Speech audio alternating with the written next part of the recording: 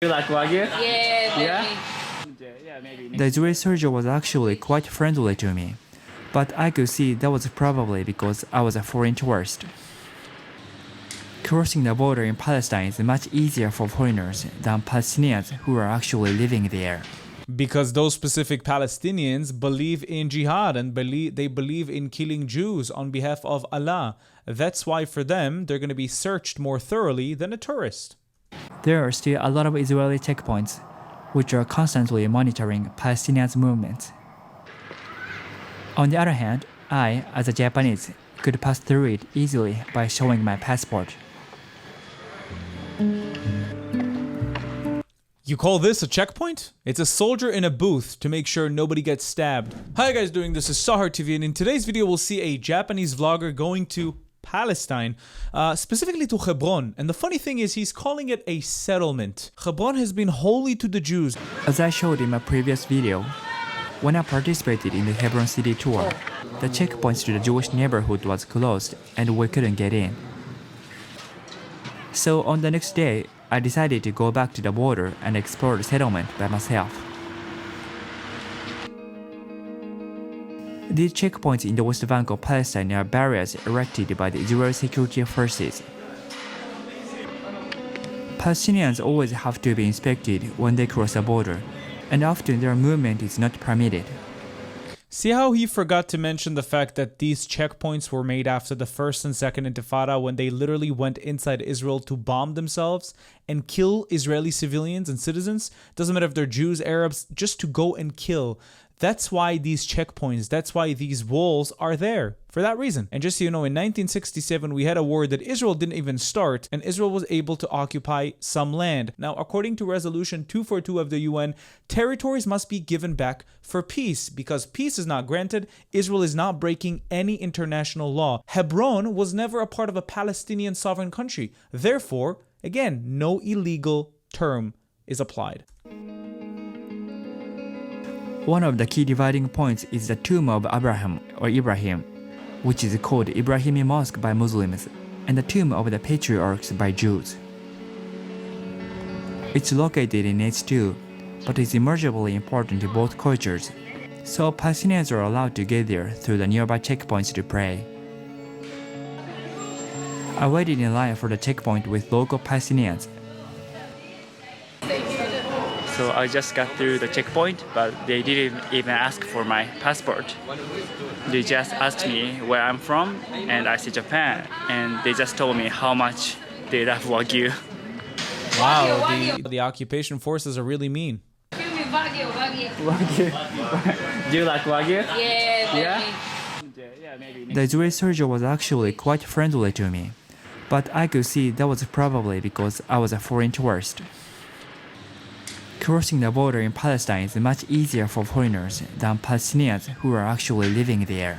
Because those specific Palestinians believe in jihad and they believe in killing Jews on behalf of Allah. That's why for them, they're going to be searched more thoroughly than a tourist. So this is the entrance to the mosque? This divided for Jewish and for Muslim. As a compromise, today, this holy place is shared between Jews and Muslims by dividing it in the middle as both a synagogue and a mosque. The entrance to each space are different, but everyone must pass through another Israeli security checkpoint, regardless of their destination. Here, you are asked what your religion is, because Muslims and Jews are not allowed to go to the other side. If you do not identify with either religion, you usually can access both sides as a spectator.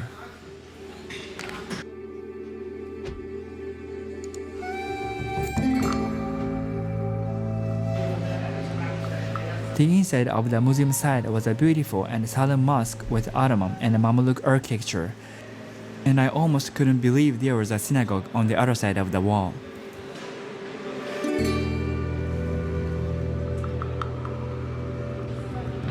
When I re-entered on the Jewish side, the atmosphere was completely different, filled with Jews praying and reciting verses.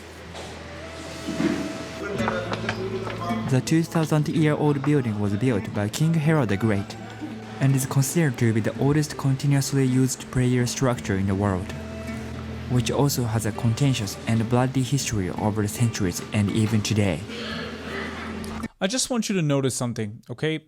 When the Muslims controlled this area, Jews were not allowed to go into the Cave of the Patriarchs for nearly 700 years. From the years 1267 until 1967, they were only allowed to go up to the 7th step to show their subjugation and humiliation. When Israel liberated their holiest sites, Jews were finally able to go into their holy sites. Now both Muslims can go into their holy sites and Jews can go into their holy sites. See the difference? When Jews control it, everybody gets to pray. When Muslims do, people are getting subjugated. The building was not always segregated between Jews and Muslims like it is today. It has passed hands from Jews to Christians to Muslims over time. While there have been numerous attacks at or near the site, often targeting Jews, the most notorious event for Palestinians is the 1994 massacre. In February 1994, an Israeli-American settler opened fire on the mosque, killing 29 Palestinians and injuring 125 others. Some Palestinians even believe the Israeli military knew the attack was going to happen. Yeah, of course they believe that because that's what they want to believe. But it was condemned by the government, condemned by the Israelis. So let's move on. Meanwhile, some Israelis believe that the settler was acting in response to reports of an impending terror attack on Jews at the site. You know what's also funny about his reporting? He's glancing over the countless terror attacks that took place in Hebron. But when it comes to the Palestinians being attacked, he really dedicates a lot of time to speaking about it. What is that twisted narrative? In response to the 1994 attack, the Israeli Defense Force closed the mosque for 9 months and built up military checkpoints. The next year, it was agreed that the site will be divided for use as a synagogue and a mosque, while Jews and Muslims are only permitted access to the other side on their 10 religious holy days of the year. Neither side is particularly happy with this arrangement, but that's how the holy site is shared today.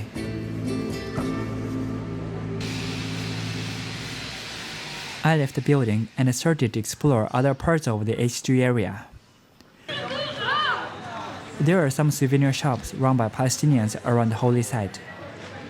However, just on the other side of the street, there are always Israeli soldiers on the lookout. Because terror attacks constantly happen in these places. That's why they are there. As well as many Jewish prayers. Just by being there, I felt more attention than H1. If you ask, the Palestinian inhabitants are happy to tell visitors about their harsh lives there, but only quietly. Have a seat, my friend, come. Okay, thank you. You know, here the situation is very difficult. Yes. Are you filming? Yeah, should I stop filming? Is it okay? Because I will tell you about the situation, yes. You can film after. He showed me around the area near the shop, explaining which houses are Palestinians' houses and which are Israelis. All of these houses are Jewish houses that were stolen and taken away by Muslims, and then they dare to claim that the Jewish people are colonizers and are occupiers. These homes have been lived in by Jewish people for thousands of years, never left. Hebron is a Jewish city, one of the most prominent ones. It's very quiet. Yes, it's all closed here. Yeah. His little tour ended quite simply because he couldn't go further.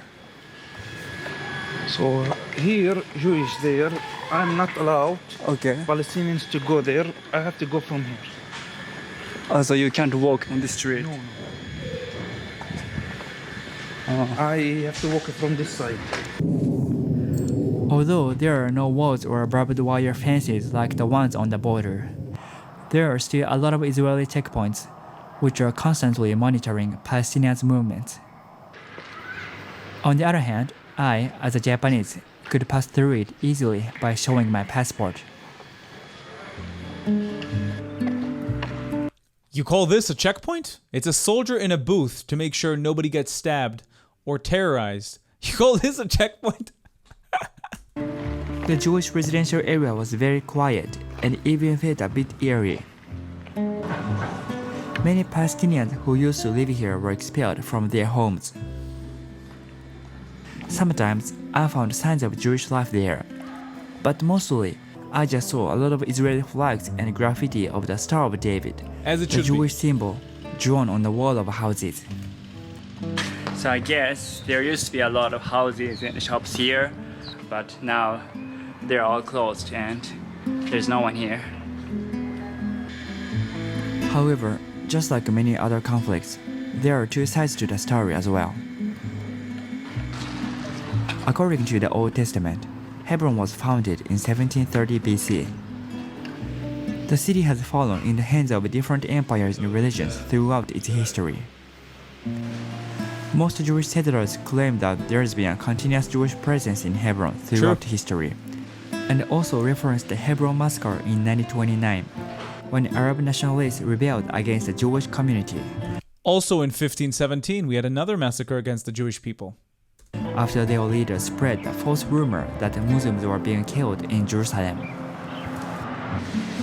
Dozens of Jews living in the city were attacked, and 67 were killed. After walking around the Jewish neighborhood, I tried to go to the Palestinian neighborhood when Israeli soldiers at the checkpoint stopped me. They said I couldn't walk into that area because it was too dangerous. But the Palestinian tour guide I talked with the day before suggested that I explore the area, so I really wanted to check it out. After a little negotiation, they allowed me to enter on the condition that I walk around only a short while and come back quickly. And we talked for like 10 minutes. Then finally they were like, okay, you can go, but be careful. I wasn't sure if they meant it's dangerous for Jewish people or for foreigners. This area was also quiet with a lot of abandoned houses, but I met some Palestinian people. Hello. How does he come up to the assumption that these houses are abandoned? They don't look abandoned, it just looks quiet. He is coming up to this assumption to make you feel like people fled, which is really annoying, I have to say. Hello. Hi.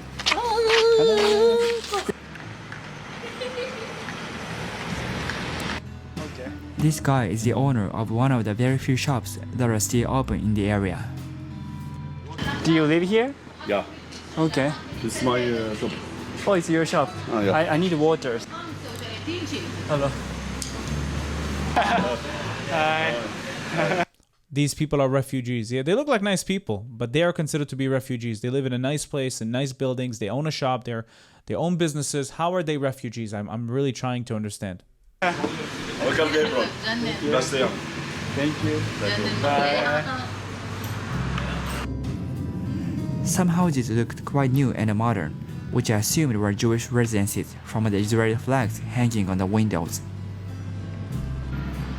I probably felt the most tension here, encountering more Israeli soldiers than other areas, who even asked me to show them the video I was filming a couple of times.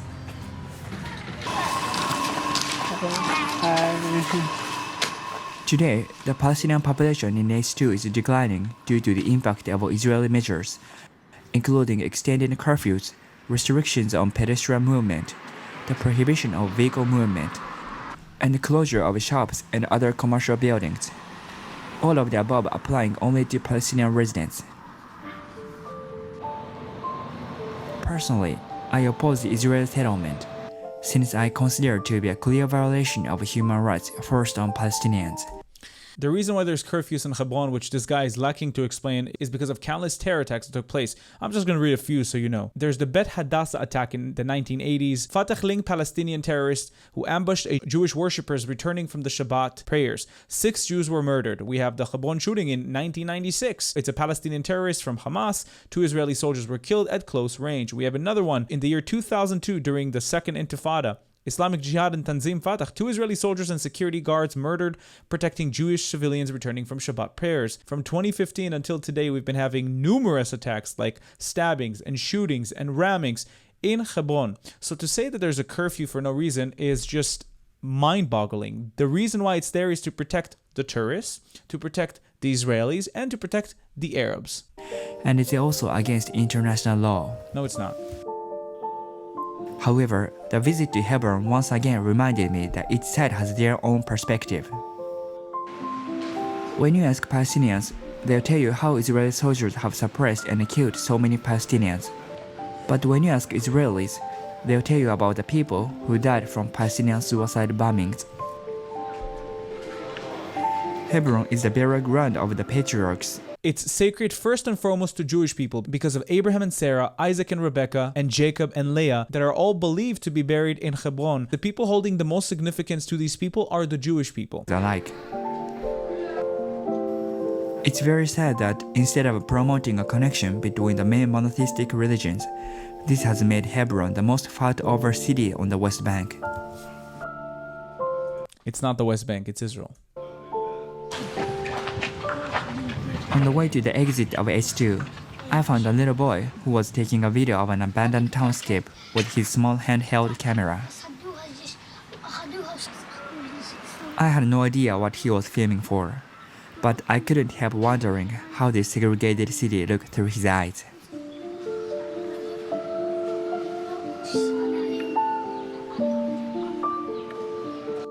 What a pathetic, one-sided video being displayed to the world. It's funny how 95% of his explanations sided with the Palestinians rather than with the Israelis. You have to realize that by you calling Hebron a settlement, you're canceling out thousands and thousands of years of history of the Jewish people in this land. They did have continuous presence. They did never leave. Despite pogroms and violence, we always stayed in Hebron, one of the holiest cities to our Jewish faith. So this video is extremely one-sided. And that little child at the end holding the fence like he can't leave, like it's an open-air prison. The reason why these fences are there is to protect the Jewish people and the Arabs from attacks, because then they can just infiltrate and stab and kill and explode next to Jewish, Arabs, and whatever. It's been happening in history, proving it could happen again. Thank you for watching this video. I'll include the link to the original video in the description below if you'd like to comment something on this post. Please don't forget to like, comment, and subscribe to the YouTube channel. And if you'd like to support me financially, you can do that using Buy Me Coffee or Patreon down in the links in the description. Please don't forget to join our Discord in the description below, and you can now become a YouTube member and enjoy specific YouTube perks. Thank you for watching. I'll see you again in the next video.